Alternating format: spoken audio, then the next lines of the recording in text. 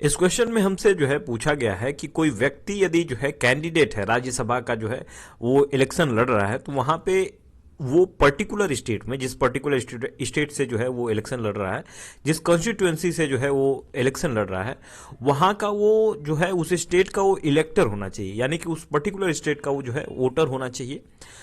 ये पहला स्टेटमेंट कहता है। दूसरा स्टेटमेंट कह रहा है कि शेड्यूल्ड कास्ट और शेड्यूल्ड ट्राइब के लोग जो है नॉन रिजर्व सीट पे जो है इलेक्शन नहीं लड़ सकते हैं। लोकसभा की सीट्स में जहां पे उनकी सीट्स रिजर्व नहीं है, वहां पे वो इलेक्शन नहीं लड़ सकते हैं SC ST कम्युनिटी के लोग। तीसरा स्टेटमेंट कहता है कि राज्यसभा सीट्स जो है वो रिजर्व है SC ST के लिए भी, according to the fourth schedule of the Indian constitution. तो fourth schedule of Indian constitution के अकॉर्डिंग जो है राज्यसभा में भी SC ST की सीट्स जो है रिजर्व है। तो इसमें देखें हम तो ये जो है तीनों स्टेटमेंट जो है इसमें गलत है, और इसमें नॉट करेक्ट आंसर पूछा है तो ए आंसर हो जाएगा। यदि हम पहले स्टेटमेंट को देखें तो यहां जो है ये कोई व्यक्ति यदि कहीं से भी इलेक्शन लड़ना चाहता है तो वो वहां का इलेक्टर हो या ना हो ये मायने नहीं रखता है। दूसरी चीज ये कि SC ST कम्युनिटी के लोग नॉन रिजर्व सीट पे भी इलेक्शन लड़ सकते हैं। तीसरी चीज ये कि जो राज्यसभा के सीट्स हैं SC ST के लिए जो रिजर्वेशन है वो राज्यसभा के लिए सीट्स रिजर्व नहीं है, वो लोकसभा के लिए। राज्यसभा में SC ST के लिए सीट्स रिजर्व नहीं है।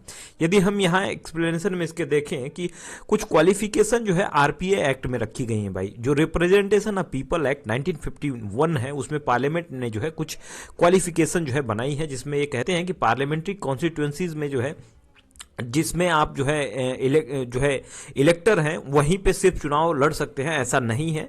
आप जो है कहीं से भी लड़ सकते हैं। ये 2003 में इस चीज को जो है बंद किया गया था, जिसमें जो है बताया गया कि ये पर्टिकुलर स्टेट से आपको होने की जरूरत नहीं है, उस पर्टिकुलर स्टेट से इलेक्टर होने की जरूरत नहीं है। आप कहीं के भी हों, आप कहीं भी जाकर जो है इलेक्शन में पार्टिसिपेट कर सकते हैं। दूसरी चीज ये कि he must be member of scheduled caste और scheduled tribe in any state or union territory if he wants to contest the seats in Lok Sabha reserved for them। जो रिजर्व सीट्स है उस पे तो जो है SC ST के community यदि हैं तो वो जो है लड़ेंगे ही चुनाव, लेकिन जो जहां नॉन रिजर्व सीट है वहां पे भी चुनाव लड़ सकते हैं। ऐसी कोई वो नहीं है कि जो है जहां नॉन रिजर्व सीट्स है वहां पे जो है इलेक्शन ही नहीं लड़ेंगे। तीसरा स्टेटमेंट ये कहता है कि राज्यसभा की सीट्स जो है ये रिजर्व SC ST के लिए नहीं है। ये राज्यसभा की सीट जो होती हैं ये SC ST के लिए रिजर्व नहीं होती है, इस बात का ध्यान रखिएगा। और ये भी ध्यान रखिएगा कि फोर्थ शेड्यूल जो है ये लोकेशन ऑफ सीट्स जो राज्यसभा के मेंबर्स हैं उनके लिए किया गया है। एलोकेशन ऑफ सीट्स जो है स्टेट्स के लिए, यूनियन टेरिटरीज के लिए, ये जो है कितनी सीट्स किस स्टेट को जाएंगी, ये सारे एलोकेशन जो है फोर्थ शेड्यूल में किए गए हैं।